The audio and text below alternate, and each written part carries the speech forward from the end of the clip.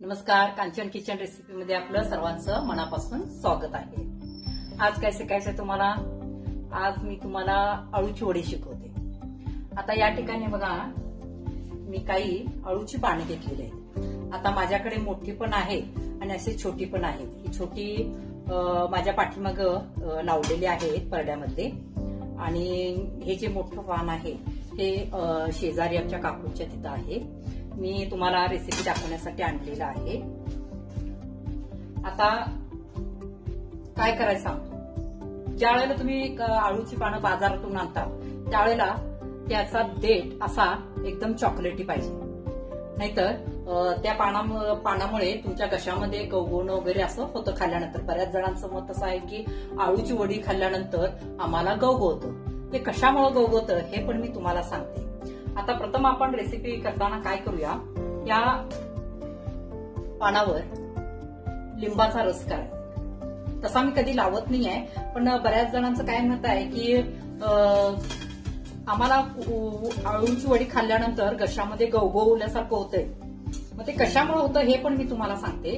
आता आपण ह्याला काय करायचं, लिंबाचा रस लावून एक 5-10 मिनिटं लावून तसंच ठेवायचं। पूर्ण लावा।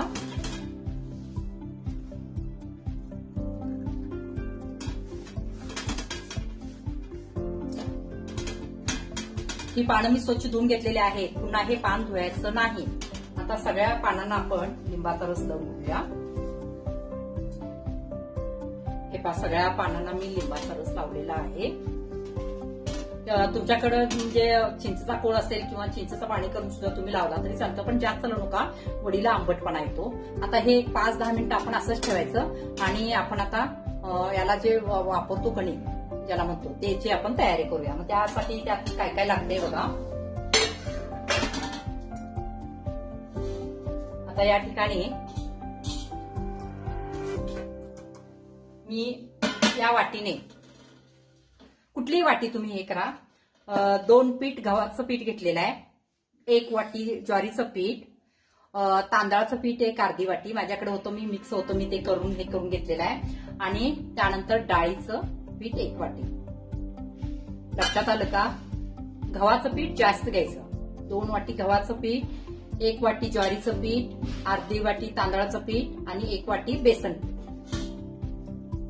हे मिश्रण आता सगळं एकत्र करून घ्यायचं।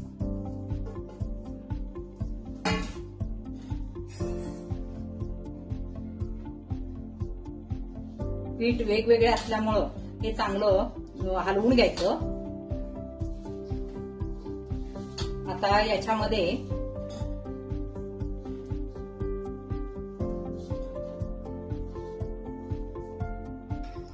हे पीठ चांगलं हलवून झालेलं आहे। आता याच्यामध्ये हळद पूड घालायची,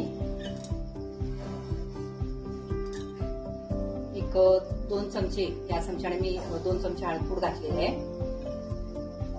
याच्यानंतर याच्यामध्ये ओवा घालायचा, 1-2 चमचे, पुन्हा त्याच्यानंतर जिरे 1 चमचा घालायचं। खरड्यामध्ये मी जिरे बारीक करून हे केलेलं आहे। आता हा खरडा पण कसा तयार केलेला आहे बघा। ज्या वेळेला मी मिरची भाजते त्यावेळेला त्याच्यात लसूण सुद्धा घालते, कारण लसणाचा मग तो वास जो आहे तो नाही चावतो, त्यामुळे टेस्ट चांगली देते। कधीही लक्षात ठेवा, खरडा करताना मिरची भाजताना त्याच्यामध्ये लसूण सुद्धा भाजत जावा। कोथिंबीर, जिरे, मीठ हे सगळं घालून मी बारीक केलेलं आहे, लसूण वगैरे। आता हे याच्यामध्ये तुमच्या म्हणजे तिखट कसं पाहिजे त्याप्रमाणे तुम्ही घेऊ शकता।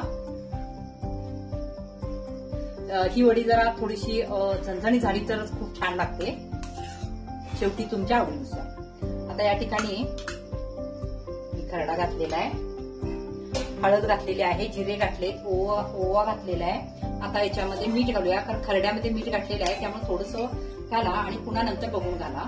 तरी पण 1-1.5 चमचा मी मीठ घातलेलं आहे। आता हे मिश्रण चांगलं हलवून घ्यायचं।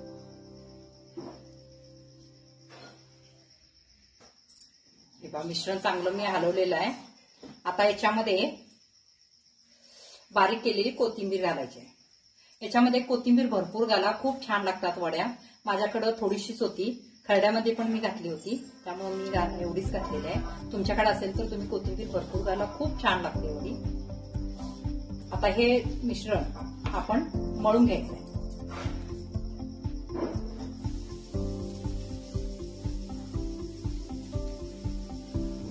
जास्त घट्ट पण मळायचं नाही आणि जास्त पातळ पण नाही आहे. मी सांगते तुम्हाला कसं मळायचं. गव्हाचं पीठ याच्यामध्ये जास्त असल्यामुळं ज्या वेळेला तुम्ही तेलामध्ये तळता किंवा तेलामध्ये वडी भाजता त्यावेळेला ती फुटत नाही, म्हणून गव्हाचं पीठ जास्त वापरायचं. हे पहा, या ठिकाणी जास्त पातळी नाही आहे आणि जास्त घट्ट पण नाही आहे. पिठाला चिकटपणा बघा, त्यामुळे वडी चांगली होते. याच्यामध्ये आताच तुम्ही मीठ वगैरे बघू शकता, तिखट वगैरे. पुन्हा वडी लावल्यानंतर घालता येत नाही. आता आपण वडी लावायला घेऊया.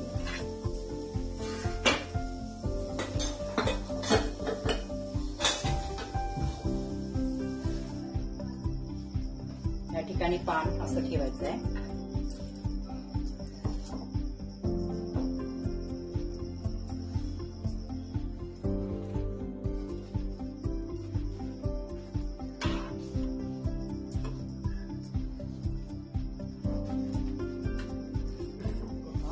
पान ठेवायचं आहे. त्याला आपण लिंबाचा रस लावलेला आहे. आता हे पुन्हा पान धुवायचं नाही आहे. आता काय करायचं, त्याच्यावर असं पीठ घ्यायचं, पाण्याचा हात घ्यायचा आणि असं पसरत जायचं.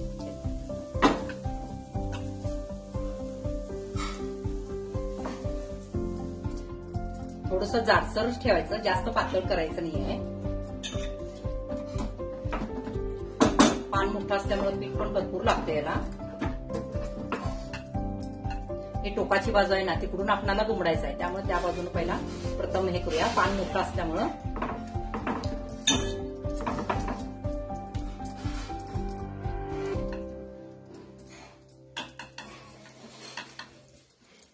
कडपर्यंत घ्यायचं पूर्ण. करून बघा एकदा, खूप छान होते वडी. आणि ह्याच्यामध्ये पीठ भरपूर असल्यामुळं ज्वारीचे, गव्हाचे, डाळीचे, तांदळाचं, त्यामुळं ते चवीला खूप छान लागतं. आता हे बघा, आता काय करायचं, हे असं आपण इकडून दुमडत जाऊया. आता पुढे आपण आणखी पीठ घेऊया.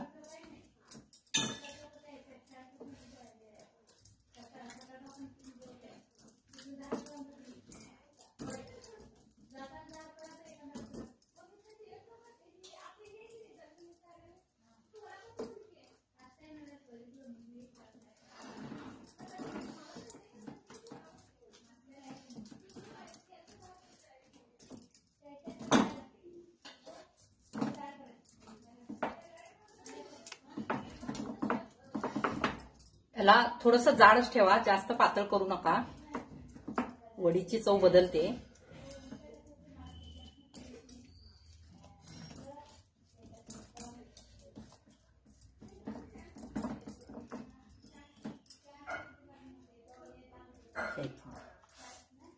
आता अशा पद्धतीने हे करून आपण दुमडून घेऊया.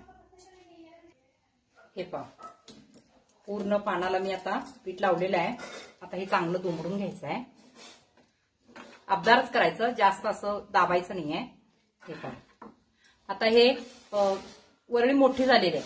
मग ही आपली मोदक पात्रात बसणार नाही आहे, म्हणून आपण मधून कट करायची आणि मगच उकडायला ठेवायचं. अशा पद्धतीने आता आपण हे सगळे पानाला आपण पीठ लावून घेऊया. मी अजून तुम्हाला सांगितलेलं नाही घशात गवगवण्याचं कारण. काही जणांना लिंबाचा रस लावून सुद्धा, चिंचेचं पाणी लावून सुद्धा घशामध्ये गवगवतं. ते कशामुळं हे तुम्हाला शेवटपर्यंत व्हिडिओ बघा, तुम्हाला समजेल. हे पहा, या ठिकाणी मी असं मोठी वरळी होती ती कट करून घेतलेली आहे.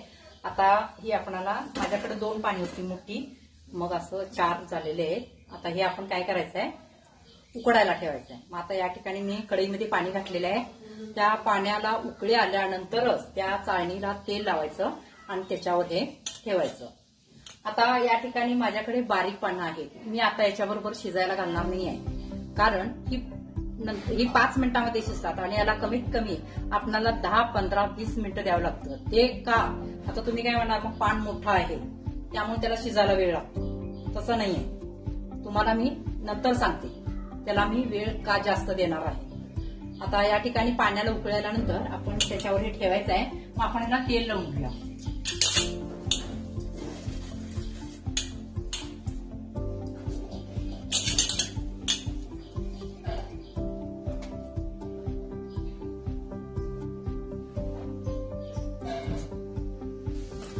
पाण्याला उकळी आलेलं आहे. आता आपण याच्यावर उकळायचं.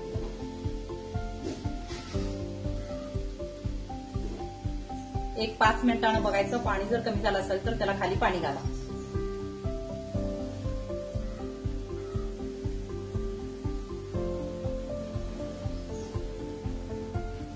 आता याच्यावर झाकण झाकायचं जेणेकरून वाफ जाता कामा नये.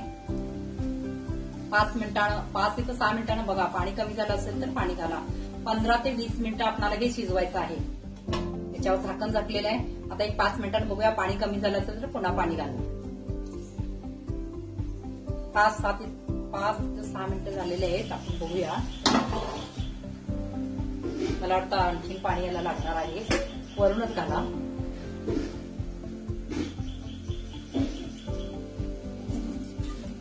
आणि पुन्हा याला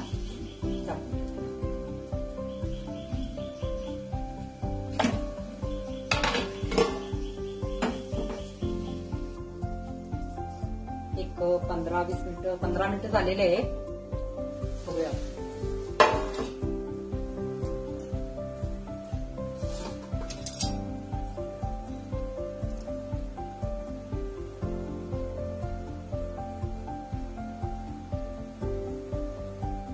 अजून शिजलेली खाली शिजलेली वडी नाही. या ठिकाणी पीठ लागलेलं आहे. जे अजून आपल्याला एक 5 मिनिटं हे ठेवावं लागेल.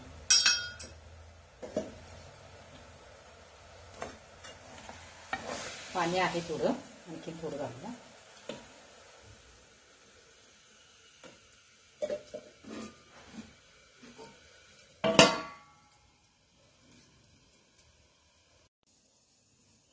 झाले. आता 20 मिनिटं झालेले आहेत. बघूया आपण.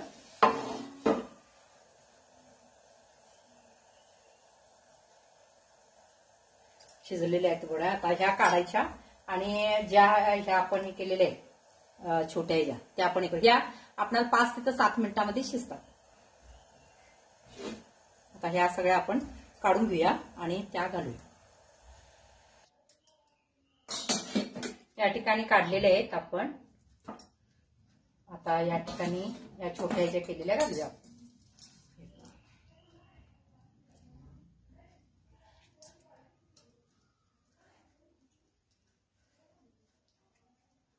आता काही जण आळूची वडी भिवूनच खात नाहीत की गवगवतं म्हणून. मग त्यासाठी काय करायचं. हे जे पीठ माझ्याकडे शिल्लक आहे त्या पिठाचे मी असे याच्याप्रमाणे वरळी केलेले आहे. हे असं ठेवायचं आणि हे उकडायचं. आता याच्याबरोबर हे पण उकडतं. आता याच्यावर झाकण ठेवूया आणि वडी ह्या वड्या पूर्ण हे गार झाल्यानंतरच कट करा.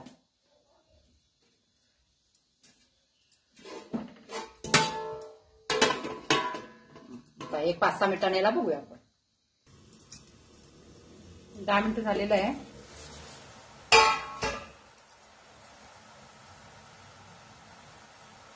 शिजलेल्या आहेत वड्या. ह्या काढूया आणि त्या वड्या आपण कापून घेऊया.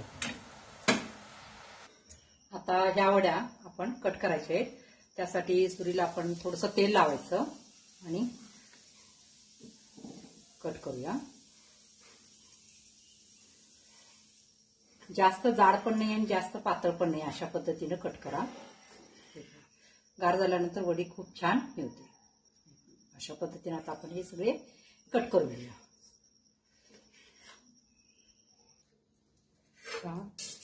या ठिकाणी मी अशा पद्धतीनं कट केलेलं आहे. अजून थोडं या गरम आहेत. लगेच आता ह्या फोडणी टाकायच्या नाही. ते एक 5 मिनिटं यांना आता असंच ठेवायचं थोडंसं गार होण्यासाठी आणि मग आपण फोडणीची तयारी करूया. अजून हे आपलं गार व्हायचं आहे. आता काढलेलं आहे. हे पहा. या ठिकाणी मी अशा पद्धतीनं वड्या कट करून घेतलेल्या आहेत. गार पण झालेले आहेत. 5 मिनिटं मी कट केल्यानंतर तसंच ठेवलं होतं. आता गार झालेले आहेत. आता आपण याला फोडणी द्यायची आहे. फोडणी देताना काय करायचं सांगते. थोडं थोडं करा. म्हणजे आता जेवायला जेवढे आपल्याकडे हे आहेत तेवढ्या पद्धती करा. पुन्हा हे कसं गरम गरम छान लागतात. गार झाल्यानंतर सुद्धा छान लागतातच, पण थोडं थोडं केला तर ते हलवतात तुम्हाला चांगलं येतं. मग आता आपण काय करूया, प्रथम ह्याच्यामध्ये तेल घालूया. थोडं तेल जास्त लागतं याला.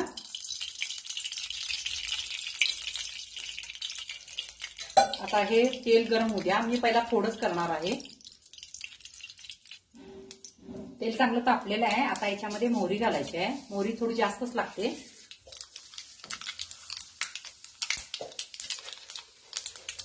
एक 1.5 चमचा टाका आणि 1 चमचा जिरे घाला. त्याच्यानंतर कढीपत्ता, त्याच्यानंतर 1 चमचा तीळ घाला.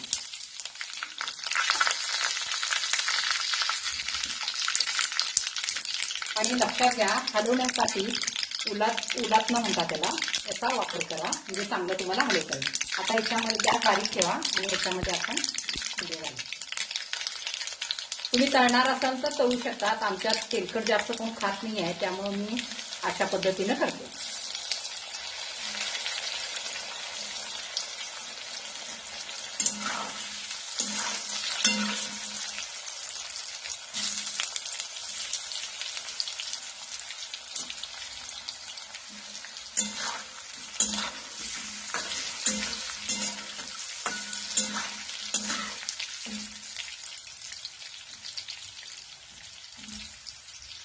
जेवढे याच्यामध्ये बसतील तेलाच्या याच्यामध्ये तेवढे घाला.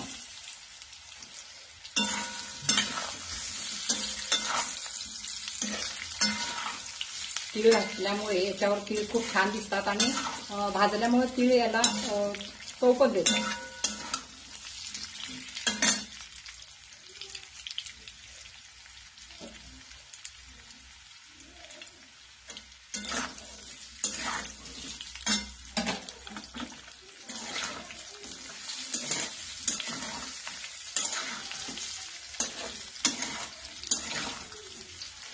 आता याच्यावर तुम्ही कोथिंबीर बारीक वगैरे चिरून टाकू शकता.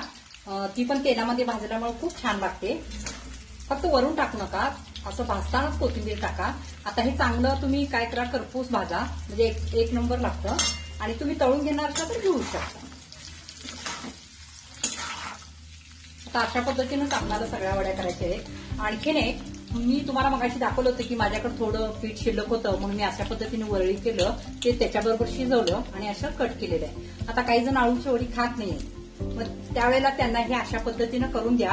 किंवा काय करा, ज्या वेळेला तुम्ही गवारी करता किंवा घेवडा असेल किंवा वरण्याची आमटी किंवा वरण्या सुकं, त्यावेळेला त्याच्यामध्ये झाल्यानंतर हे त्याच्यामध्ये घालून परतून घ्या. खूप छान भाजी लागते. आता हे सुद्धा चपाती बरोबर, भाकरी बरोबर खायला किंवा नुसतं जरी खायला सुद्धा खूप छान लागतं. आणखीन एक मी तुम्हाला सुरुवातीला सांगितलं होतं की गवगवण्याचं म्हणजे काही जण, म्हणजे आता कसं असतं, काही जणांना सर्दी झाली किंवा घशामध्ये गवगवण्याचं असेल किंवा अलर्जी असेल त्यामुळे सुद्धा गवगवतं. पण नेमकं कारण याच्यामध्ये असं आहे की ह्या जर वडीतलं पान थोडंसं जरी कच्चं राहिलं तरी गवगवतं. त्यामुळं ह्या वडीला मी जास्त वेळ शिजवायला का घेतला, कारण हे पान थोडंसं मोठं होतं आणि निबार होतं. त्यामुळे मी हे चांगलं शिजवलेलं आहे. जर याच्यामध्ये जर कच्चं थोडंसं जरी पान राहिलं तर ते घशामध्ये गवगवतं. त्यामुळे शिजवताना काळजी घ्या की 20 मिनिटं तिथं 25-30 मिनिटं लागू देत, पण वडीला चांगली म्हणजे वाफ द्या आणि चांगलं शिजू द्या. आणि तेलात सुद्धा घातल्यानंतर सुद्धा हे अशा पद्धतीने हे पहा, एक सुद्धा माझी वडी सुटलेली नाही आहे. गॅस मोठा करून ठेवा, चांगलं भाजा, अजिबात गवगवत नाही. माझी रेसिपी करून बघा. तुम्हाला जर माझी रेसिपी आवडली असेल तर सबस्क्राईब करा, शेअर करा, लाईक करा. आणि अशाच प्रकारच्या पारंपरिक भारतीय खाद्यपदार्थ मी घेऊन येणार आहे. धन्यवाद.